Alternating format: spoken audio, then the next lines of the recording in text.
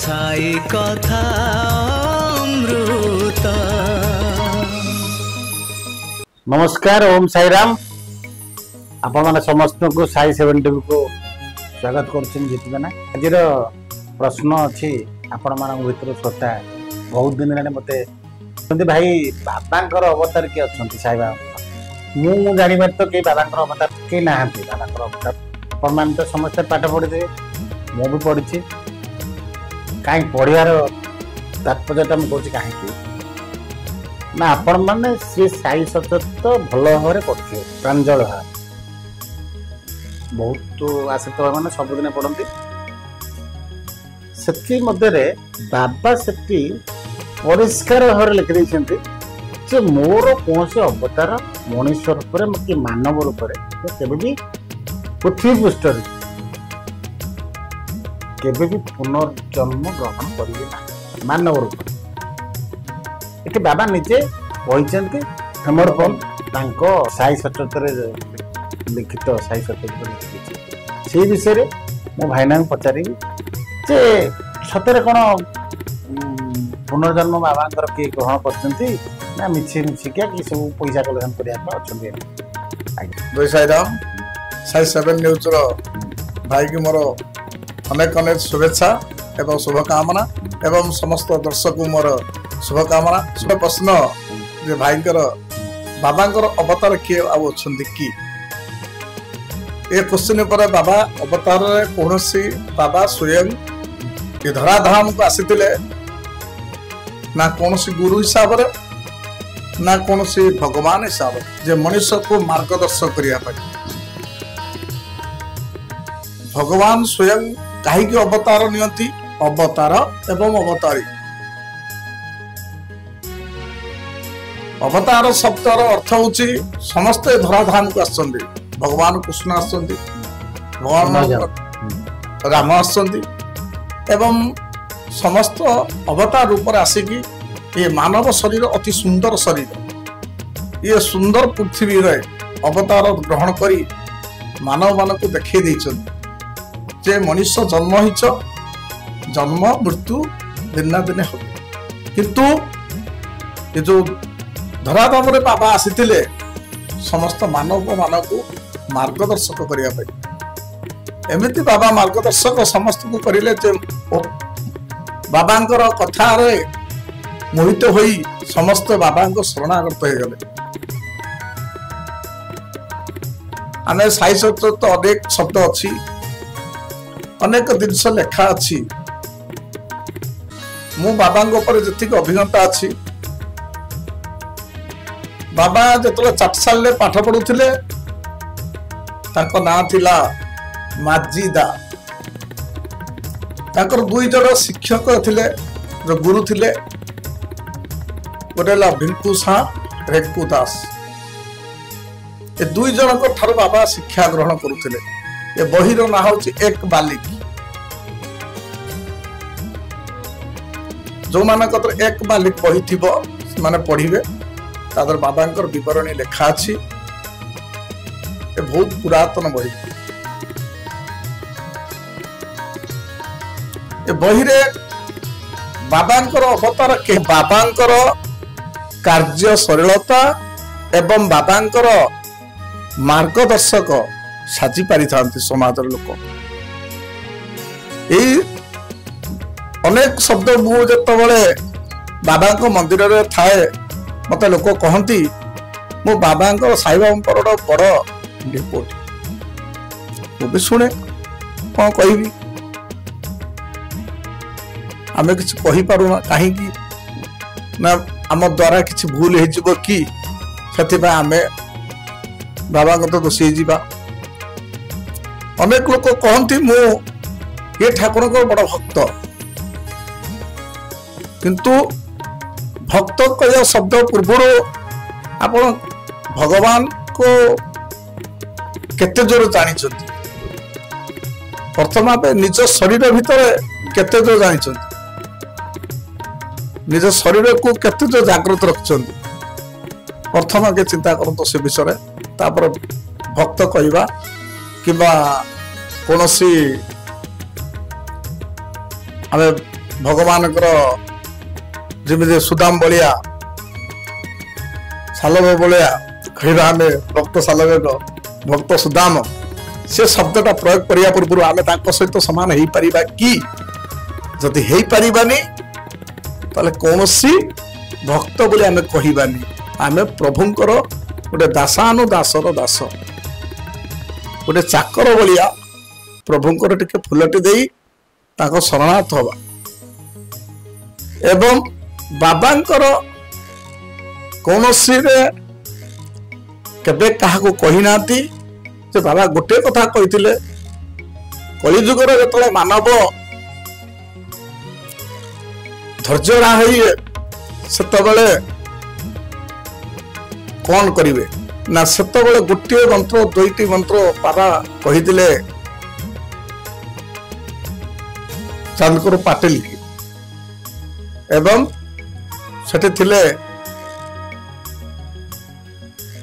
ଚାନ୍ଦକର ପାଟିଲ, କାକା ସାହେବ ଏବଂ ନାନା ସାହେବ ଉପସ୍ଥିତ ଥିଲେ। ରହି ସେଠି ବାବାଙ୍କୁ କହିଥିଲେ ମତେ କଳିଯୁଗରେ ମୁଁ କେତେ ରହିବି କହିନଥିଲେ, କେତେ ଭୋଗ କରିବି ବି କହିନଥିଲେ। ବାବା ପ୍ରାଣତ୍ୟାଗ କରିବାର ମହାପ୍ରାଣ ଦିବସ ବିଜୟା ଦଶମୀ ଉତ୍ସବ ପାଳନ କରାଯାଉଛି। ଯେହେତୁ ସେ ବାବାଙ୍କର କିନ୍ତୁ ସେ ପ୍ରାଣ ଯୋଉ ଯାଇଛି ବାବାଙ୍କ ସ୍ୱଚ୍ଛ ମନରେ ଯାଇଛି, ନିଜେ ହିଁ ତ୍ୟାଗ କରିଛନ୍ତି। କାହିଁକି ନା କାକା ସାହେବର ପୁଅଟିକି ବଞ୍ଚେଇବା ପାଇଁ। ଯେହେତୁ ବାବା ଏମିତି ଚାନ୍ଦକର ପାଟିଲ ଏବଂ କାକା ସାହେବ ହେମାନ ପନ୍ତ ଯେତେ ଉପସ୍ଥିତ ଥିଲେ ସେ କାହାକୁ କହିନାହାନ୍ତି ଯେ ତମେ ମୋ ପରେ ଯେ ଉତ୍ତରାଧିକାରୀ କିମ୍ବା ମୋ ପରେ ତମେ ମୋର ସବୁ କିଛି, କିନ୍ତୁ ଜଣକୁ କହିଥିଲେ, ଜଣକୁ ଦେଇଥିଲେ। ସେ ବ୍ୟକ୍ତିଟା ହଉଛି ବାଇଜା ମାଇ। କାହାକୁ ସେ ଦେଇନାହାନ୍ତି, କେବଳ 9 ଅଣା ସୁଇଗ ପଇସାଟି ସେ ବାଇଜା ମାଇକି ଦେଇଥିଲେ। ଆଉ କାହାକୁ କୌଣସି ଜିନିଷ ଦେଇନାହାନ୍ତି, ସେ ବାଇଜା ମାଇକି ହିଁ ପଇସାଟି ଦେଇଥିଲେ। ମାର ବହୁତ ସେବା ସେ କରିଛି ବାବାର, ଯୋଉଟା କି ବାବାଙ୍କ ଟପିକ କହିବାକୁ ହେଲେ ମଣିଷ ଆଖିରେ ଲୁହ ଧାର ବହିବ। କାହିଁକି ନା ଯେତେବେଳେ ବାଇଜା ମାଇ କିଛି ବାଟ ଗଲା ପରେ ବାଇଜା ମାଇ ପୁଅ ପୁଅ ଡାକି ଡାକି ଡାକି ଚାଲିଥାଏ କଣ୍ଟା ବାଡ଼ ଘାଟରେ, କିଛି ଜାଣେ ନାହିଁ। ସେତେବେଳେ ବାବା ଜଙ୍ଗଲରେ ଥାନ୍ତି। ସେ ମାକୁ ସବୁ କଥା କହନ୍ତି, ସେଥିପାଇଁ ସେ ଶବ୍ଦ ରହିଥାଏ ଦ୍ୱାରିକା ମାଇ। ଯେତେବେଳେ ବାବା ଦ୍ୱାରିକା ମାଇରେ ବସନ୍ତି, ମା ରୂପରେ ବସନ୍ତି, ମା ରୂପରେ ପିଲାମାନଙ୍କୁ ଶ୍ରଦ୍ଧା କରନ୍ତି ଏବଂ ମା ରୂପରେ ହିଁ ସେ ପିଲାମାନଙ୍କର ମନକୁ ପୂର୍ଣ୍ଣ କରନ୍ତି। ସେଥିପାଇଁ ଯେତେବେଳେ କଥାରେ କହନ୍ତି ଦ୍ୱାରିକା ମାଇରେ ବସିକି ଧ୍ୟାନ କରନ୍ତୁ, କାହିଁକି ନା ମନର କଥାକୁ ବାବା ହିଁ ଶୁଣନ୍ତି। କାହିଁକି ସେଟା ଦ୍ୱାରିକା ମାଇରେ ଶୁଣନ୍ତି ନା ମା ଆଉ ଛୁଆ ଭିତରେ ଯୋଉ ଆବିଳତାଟା ଥାଏ ସେ ପୂରଣ କରନ୍ତି। ବାପା ସହଜରେ ପୂରଣ କରେନି, କିନ୍ତୁ ମା ହିଁ ପୂରଣ କରେ। ସେଥିପାଇଁ ମୁଁ ଦ୍ୱାରିକା ମାଇରେ ଯେତେବେଳେ ବସିବି, ମୋ ମା ରୂପରେ ବସିବି, ଆଉ ମୋର ସନ୍ତାନର ମନ ଯେତେ ପୂରଣ କରିବା କଥା ମୁଁ ପୂରଣ କରିବି। କିନ୍ତୁ ବାବା ଚାଲିଗଲା ପରେ ମନ୍ଦିର ଗଠନ ହେଲା, ସବୁ ହେଲା। ବାବା ଗୋଟେ କଥା କହିଥିଲେ, ମୁଁ ମଲା ପରେ ବି ମୋ ସମାଧି କଥା କହିବି। ଆଜିକା ସମାଜରେ ଗୋଟେ କଥା ଅନେକ ଲୋକ କହନ୍ତି ତନ୍ତ୍ର କରୁଛନ୍ତି, ମନ୍ତ୍ର କରୁଛନ୍ତି, ଇଏ କରୁଛନ୍ତି, ସେ କରୁଛନ୍ତି। ଶୁଣନ୍ତୁ, କାହା କଥା ଶୁଣିକି ଆମେ ବିଶ୍ୱାସ କରିବା ଠିକ ନୁହେଁ। କାହା କଥାକୁ ଭାବିକି, କାହା କଥାକୁ ଭାବନାରେ ନେଇ କି କାହା କଥାରେ ପରିଚାଳିତ ହେଇ ଆଗକୁ ସେ ଷ୍ଟେପ ନେବାଟା ଠିକ ନୁହେଁ। କାହିଁକି ନା ସେ କେତେ ସତ୍ୟତା କହୁଛନ୍ତି, କେତେ ମିଥ୍ୟତା କହୁଛନ୍ତି, ଆପଣ ସେଟା ଅନୁଭୂତିରେ ବା ଅନୁଭବରେ ହିଁ କୁହନ୍ତୁ। ବାବାଙ୍କୁ ବାବା ଗୋଟେ କଥା କହିଲେ, ମୋ ସମାଧିରେ ପାଦ ଦେଲା ମାନେ ଦୁଃଖ ସବୁ ନିବାରଣ କରିବେ। ପ୍ରକୃତର ଆପଣ ଯାଆନ୍ତୁ ବାବାଙ୍କ ଶିରିଡିରେ ଧାମରେ, ଗଲା ପରେ ବାବାଙ୍କ ପାଦରେ ଦିଅନ୍ତୁ। ସବୁ ଭଗବାନ ଜଗନ୍ନାଥ କତିକି ଆପଣ ଯାଆନ୍ତୁ, ମନରେ ସ୍ୱଚ୍ଛ ମନ ନେଇକି ଯାଆନ୍ତୁ, ଜଗନ୍ନାଥ ବି ଆପଣଙ୍କୁ ଶୁଣିବେ। ଆପଣଙ୍କ ବାପା ମା ଏବଂ ବିଦ୍ୟାର୍ଥୀ ଯୋଉ ଗୁରୁ ଚାଟଶାଳୀରେ ଯୋଉ ଗୁରୁ ପାଠ ପଢଉଥିଲେ, ତାଙ୍କ କତିକି ସେଇ ମନୋଭାବ ନେଇକି ଯାଆନ୍ତୁ, ଆପଣ ବି ତାର ଫଳ ପାଇବେ। ଗୁରୁର ଆଶୀର୍ବାଦ ଥାଏ, ମାତା ପିତାଙ୍କର ବି ଆଶୀର୍ବାଦ ଥାଏ, ଭଗବାନଙ୍କ ବି ଆଶୀର୍ବାଦ ଥାଏ, ଗୁରୁଙ୍କର ଆଶୀର୍ବାଦ ଥାଏ। କିନ୍ତୁ ଭଗବାନ ପାଖକୁ ଯିବାକୁ ହେଲେ ପ୍ରଥମ ମାର୍ଗଦର୍ଶକ ଗୁରୁ ଜଣେ ଦରକାର, ନହେଲେ ଭଗବାନ ତମେ ପାଇବ ନାହିଁ। କାହିଁକି ନା ମାର୍ଗଟା ବାଟଟା କୋଉ ବାଟେ ଗୁରୁ ହିଁ ମାର୍ଗଟା ଦର୍ଶନ କରେଇବେ। ଗୁରୁ ମାର୍ଗଦର୍ଶକ ନଥିଲେ ଆପଣ ଭଗବାନଙ୍କୁ ପାଇପାରିବେ ନାହିଁ। ସେଥିପାଇଁ ସ୍ପଷ୍ଟ ଲେଖିଲା ବିନାୟକମ୍ ଗୁରୁ ଭାନୁ ବ୍ରହ୍ମା ବିଷ୍ଣୁ ମହେଶ୍ୱର ସରସ୍ୱତୀ ପ୍ରଣମ୍ୟାଦୌ ସର୍ବକାର୍ଯ୍ୟାତ ସିଦ୍ଧ। ବ୍ରହ୍ମା ବିଷ୍ଣୁ ରୂପରେ ଗୁରୁ ଦେବତାକୁ ସ୍ମରଣ କରାଯାଏ। ବିନାୟକ ହେଲା ସର୍ବସିଦ୍ଧି ଏବଂ କାର୍ଯ୍ୟଟାକୁ ସିଦ୍ଧି କରିବା ପାଇଁ ଗୁରୁକୁ ଏବଂ ବିନାୟକକୁ ନମସ୍କାର କରି କାର୍ଯ୍ୟଟା ଆରମ୍ଭ କରାଯାଏ। ମା ସରସ୍ୱତୀ କଣ୍ଠରେ ବିଜୟ ହେଇ କାର୍ଯ୍ୟଟି ସମ୍ପାଦନ କରାଯାଏ। ଗୁରୁ ସର୍ବ ଜାଗାରେ, ସର୍ବସ୍ଥିତିରେ, ସର୍ବସ୍ଥାନରେ ପୂଜ୍ୟମାନ। କିନ୍ତୁ ଗୁରୁ ଶିଷ୍ୟ ଆଜିକା ସମାଜର ଭାଇ ଯେମିତି କହୁଥିଲେ, ଏ ସମାଜରେ ଯାହା ଚାଲିଛି ବର୍ତ୍ତମାନ ଗୁରୁ ଶିଷ୍ୟର ଯୋଉ କାହାଣୀ ଅସଭ୍ୟ ଭାଷାରେ ଅସଭ୍ୟ କାର୍ଯ୍ୟରେ ଚାଲୁଛି, ଏଇଟା କଣ ଗୁରୁ ଶିଷ୍ୟର ସମ୍ବୋଧନ? ଗୁରୁ ହଉଛି ପିତା, ଶିଷ୍ୟ ହଉଛି ସନ୍ତାନ। ପ୍ରଥମ ଗୁରୁ ହବା ପୂର୍ବରୁ ଆପଣଙ୍କ ସେତିକି ଶିକ୍ଷାଗତ ଯୋଗ୍ୟତା, ଯଦି ଆପଣଙ୍କ ସନ୍ତାନକୁ ନଷ୍ଟ କରାଯାଏ ଆପଣ ସହିବେ କି? ଗୁରୁ ହବା ପୂର୍ବରୁ ଚିନ୍ତା କର, 100 ଥର ଚିନ୍ତା କରିବା ଦରକାର। ମୁଁ ଯାହାକୁ ପାଠ ପଢଉଛି, ମୁଁ ଯାହାକୁ ମାର୍ଗ ଦର୍ଶଉଛି, ମୁଁ ଯାହାକୁ ଗତାନୁଗତିରେ ଆଗକୁ ନବାକୁ ଚାହୁଁଛି, ତାର ମନର ଆବିଳତା ଏବଂ ମନର ସନ୍ଦେଶ, ମନର ଶିକ୍ଷା ଜ୍ଞାନ ଉତ୍ପନ୍ନ କରିବା ପାଇଁ ମୁଁ ଗୁରୁ ଦର୍ଶନ କରିଛି। ଗୁରୁ ପରେ ମତେ ସେ ଗ୍ରହଣ କରିଛନ୍ତି। ମୁଁ ସେଥିପାଇଁ ପାଠ ପଢଉଛି ବା ଚାଟଶାଳୀ ଦେଖଉଛି ବା ଗୁରୁକୁ ମାର୍ଗଦର୍ଶକ ହିସାବରେ ଅଛି। ଏଇଟା କଣ ଗୁରୁ? ଆଙ୍କୁ ହେ ଗୁରୁ କୁହାଯାଏ ଯେ ସନ୍ତାନ ପିଲାଟିକି, ଶିଷ୍ୟଟାକୁ ସନ୍ତାନ ବୋଲି, ନିଜ ସନ୍ତାନ ବୋଲି ଭାବିଲେ ତାକୁ ଗୁରୁ କୁହାଯାଏ।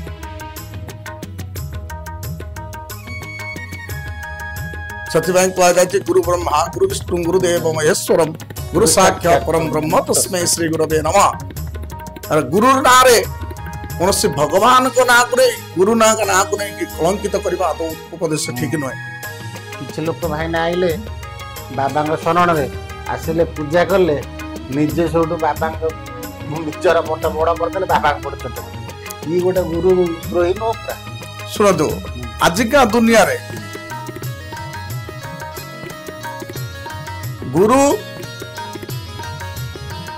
ଯଦି ଅଟା ଶିଖେଇଥିବେ, ଆଟା ଗ୍ରହଣ କରିବାକୁ ଶିଷ୍ୟର ସମ୍ବୋଧନ ଦେଇଥାନ୍ତି। କାହିଁକି ନା ସବୁବେଳେ ଗୁରୁ ଚାହାନ୍ତି ଯେ ମୋ ଶିଷ୍ୟଟା ଆଗକୁ ଯାଉ।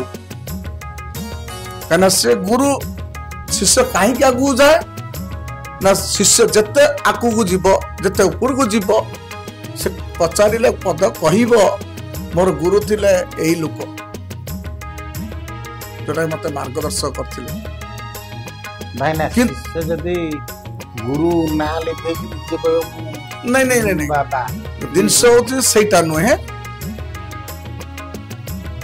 ଶିଷ୍ୟ ହଉଛି କଣ, ଗୁରୁ କଣ? ବା ଗୋଟେ କଥା କହିଲି, ସଂସାରରେ ଯେତେବେଳେ ଶିଷ୍ୟ ଯେତେବେଳେ ଗୋଟେ ସନ୍ତାନ ସର୍ବ ହୁଏ, ଗୁରୁ ଯଦି ପିତା ସଦୃଶ ହୁଏ, ଯେତେ ବାଟ ଗଲେ ବି ପିତାର ନାଁଟାକୁ କଣ ଶିଷ୍ୟ ବୁଡେଇ ଦବ କି? ଆଜିକା ଦୁନିଆରେ କୁସଂସ୍କାରିତ ଗୁରୁ ଥିଲେ, ଯେ କା ପୁରୁଷ ଶିଷ୍ୟ ଥିବେ, ତାର ଗୁରୁର ନାଁଟା ବୁଡେଇ ଦବ। ଯୋଉ ଗୁରୁକୁ ନେଇକି ଆପଣ ପଦବାଚ୍ୟ ହେଇଛ, ଯୋଉ ଗୁରୁକୁ ନେଇକି ଆମେ ଆଜି ଷ୍ଟୁଡିଓରେ କଥା କହୁଛେ, କାହା ଦ୍ୱାରା? ଏଇ ଗୁରୁର ଆଶୀର୍ବାଦ ଥିବା ଦ୍ୱାରା, ଏ ଭଗବାନଙ୍କର ଆଶୀର୍ବାଦ ଥିବା ଦ୍ୱାରା ଏବଂ କିଛି ଗୁରୁଜନଙ୍କର ଆଶୀର୍ବାଦ ଥିବା ଦ୍ୱାରା ଆମେ ଆଜି ଏ ପଦବଚ୍ଚ ବସିଛନ୍ତି ବା ଆଲୋଚନା କରୁଛନ୍ତି। ଏଇ ଆଲୋଚନା ଦ୍ୱାରା କେତେ ଭଲ ହେଇପାରେ, କେତେ ଖରାପ ବି ହେଇପାରେ। आमे कहि परिबे किंतु समाज को गुरुर आवश्यकता अच्छी गुरुर मार्गदर्शक करिवार अच्छी गुरु आग को नबार समाज को अच्छी ता माने नो आजिका दुनिया रे अनेक गुरु अछंती ताको नाम धरी को उच्च को जाती ताको जेतले लक्ष्य स्तर पूर्ण हो जाए से गुरु को परित्यज्य करते परित्यज्य करिकी निजे गुरु सदृश रे बुलांती एवं निजे गुरु सदृश रे जागाटा को स्थापन कर माड़ी बस किछि नहीं बाबा एक कथा दिने कहिथिले जत बेले मनुष्य तले चले सब बेले बाट चले भगवान को ना धरीटा चले भगवान ना धरी चलला पर गुरु ना धरी चलला पर जो बाट जाते चलला पर रास्ता तो पहुंची जाए भगवान से सही पारती एत कष्ट पाऊँची ताको उद्धार करदेवा से गुरु ताको मार्गदर्शक देखा दिखते मार्गदर्शक देखला पर से जगह पर पहुंची जाए पहुंची गला पर से जगार से भूली जाए जे मत किए मार्गदर्शक देते कली जुग बर्तमान लोक से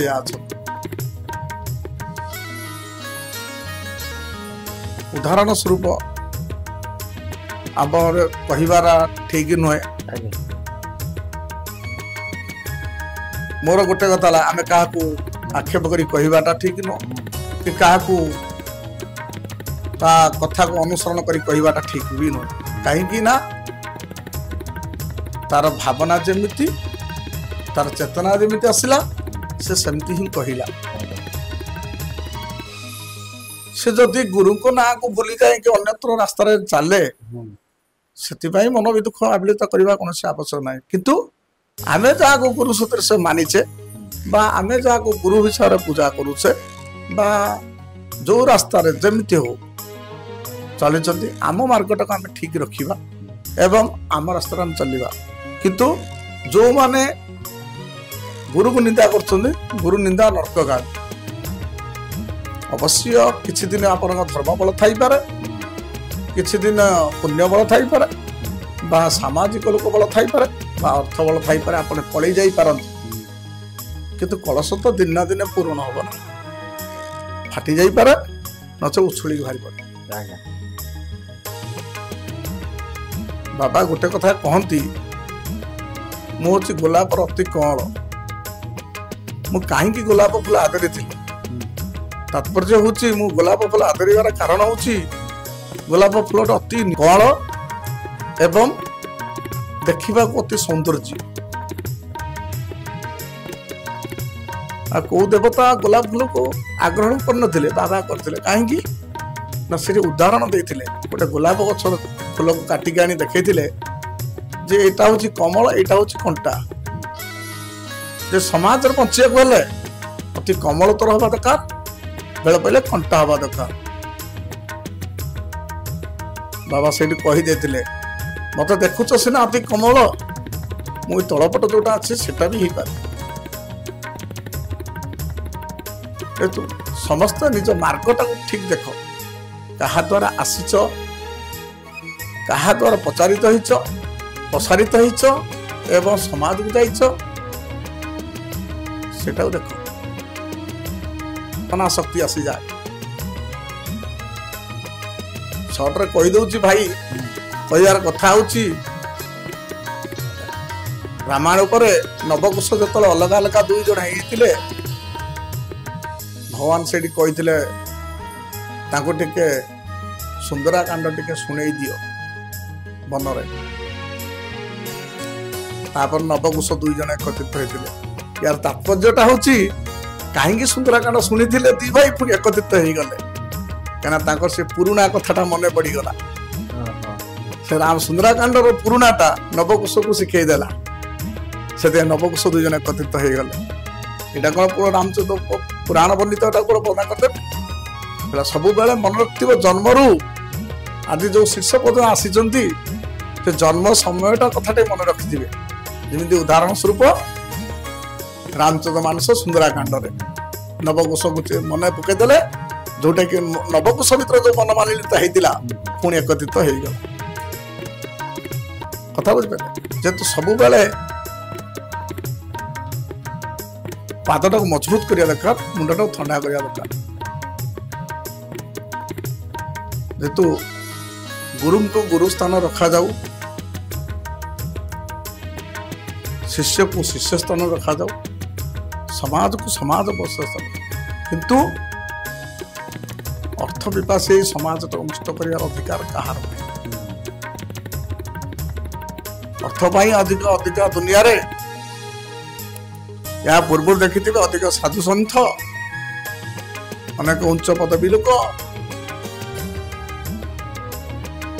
ସବୁ କୋଉ ସ୍ତରକୁ ଯାଉଛନ୍ତି, କାହିଁକି? ଯାଦ୍ୱାରା କ୍ଷତିର ବାର୍ତ୍ତା। ଆମର ଗୋଟେ କଥା କହିବା, ଆମର ଆଜିକା ଦୁନିଆ ଦେଖନ୍ତୁ, ଆଜି ଏଠି ଗୋଟେ ବସିଲା ରେଡ୍ କରି ନେଇଗଲା କୋଟି କୋଟି ଟଙ୍କା, ସେଠି ଗୋଟେ ବସିଲା ଏଠି ଏତେ ଟଙ୍କା ନେଇଗଲା, ଏଠି ସେଠି ରେଡ୍ ହେଲା, ଏଠି ରେଡ୍ ହେଲା। ସେଇ ସମାଜର ଲୋକଙ୍କୁ ପଚାରିବାର ଅଛି, ମଣିଷ କେହି କାହା ଟଙ୍କା ନେଇକି ଆସିନଥାନ୍ତି। ମୁଁ ଏ ପୂର୍ବରୁ କହିଥିଲି, କେହି କାହା ଟଙ୍କା ନେଇକି ଆସିନଥାନ୍ତି, କେହି କୋଉ ଧନରତ୍ନ ନେଇକି ଯାଆନ୍ତି। ଯୋଉ ପଇସା ରେଡ୍ ହେଇଗଲା, ଯୋଉ ପଇସା ସରକାର ନେଇଗଲା, ସେଇ ପଇସାରେ ଯଦି ସମାଜରେ 10ଟି କି 15ଟି ଗରିବ ପିଲାଙ୍କୁ ଯଦି ବିବାହ କରିଥାନ୍ତେ, ଯୋଉ ବାପା ମା କରିପାରୁନାହାନ୍ତି ସେମାନଙ୍କୁ କରିଥିଲେ, ଆଜି ସରକାର ତମର ସେ ପଇସା ନେଇନଥାନ୍ତା। ଧର୍ମ ଗୋଟେ ଜିନିଷ ଅଛି ନା, ତମେ ଯୋଉ 100ଟା ପିଲାକୁ ଯଦି ମଣିଷ କରିଥାନ୍ତ, କି ସେ 100ଟା ପିଲାଙ୍କୁ ଯଦି ଅନାଥ ଆଶ୍ରମରେ ସାହାଯ୍ୟ କରିଥାନ୍ତ, କି କୋଉଠି ଅନାଥ ଆଶ୍ରମ ଖୋଲିକି ପିଲାଙ୍କୁ ବିଦ୍ୟା ଶିଖେଇଥାନ୍ତ, ଅନ୍ଧ ବଧିର ଛୋଟା କଣା କଜା ଆଜିକା ସମୟରେ ମାଗୁଛନ୍ତି ଭିକ୍ଷା ବୃତ୍ତି, ମାଗୁଛନ୍ତି ନା ମାଗୁନାହାନ୍ତି? ଯଦି ସେମାନେ ପ୍ରକୃତର ପେଟକୁ ଆହାର ଗଣ୍ଡେ ପାଆନ୍ତେ, ଯଦି ଠିକ ଖାଇବାକୁ ପାଆନ୍ତେ, ଯେ ସମାଜରେ ଠିକ ଚାଲିବାକୁ ପାଆନ୍ତେ, ତ ସେ କାହିଁ ଭିକ ମାଗ ଦେଖି? ପେଟ ଯେତେବେଳେ ଚାକଣ ନ ପଡୁଛି ସମସ୍ତେ ଭିକ ମାଗୁଛନ୍ତି, କିଏ ଚୋରି କରୁଛି, ଏଟକାର କରୁଛି, କିଏ କେତେ ପ୍ରକାର ରୂପ କରୁଛନ୍ତି। ସମାଜ ବର୍ତ୍ତମାନ ଯୋଉ ପରିସ୍ଥିତି କି ଗଲାଣି, ସମୟ ଯୋଉ କାଳରେ ପହଞ୍ଚିଲାଣି, ମଣିଷ ସୁଧୁରି ଯାଉ। ଗୋଟିଏ ଜିନିଷ କେବଳ ଉପରବାଲା ଭଗବାନ ହିଁ ବଞ୍ଚେଇବେ, ଯୋଉଟା କି ଜୟ ଜଗନ୍ନାଥ, ଗୁରୁଙ୍କୁ ଆଶ୍ରିତ ରୁହନ୍ତୁ, ଜଗନ୍ନାଥଙ୍କ ଚଉବାହା ତଳେ ପଡିଥାନ୍ତୁ। ପ୍ରଭୁ ତମ ଚଉବାହା ତଳେ ପଡୁଛୁ, ଆମକୁ ରକ୍ଷା କର। ଆଜିକା ସମାଜ ଭଲ ନାହିଁ, ସେଥିପାଇଁ ସମସ୍ତ ଯୁବପିଢ଼ି ଏବଂ ସମସ୍ତ ବିଶ୍ୱରେ ମାନବ ଜନ୍ମ ପାଇଥିବା ଭଗବାନ ଶରଣାଗତ ହୁଅନ୍ତୁ। ଏ ଦ୍ୱାରା ସମାଜ ଶାନ୍ତ ରହିବ, ସାମାଜିକ ଉତ୍ପନ୍ନ ରହିବ ଏବଂ ସମାଜ ସମସ୍ତ ବ୍ୟକ୍ତିତ୍ୱ ଭଲ ରହିବେ। ଜୟ ଜଗନ୍ନାଥ, ଜୟ ସାଇରାମ। ଜୟ ସାଇରାମ, ଜୟ ସାଇରାମ।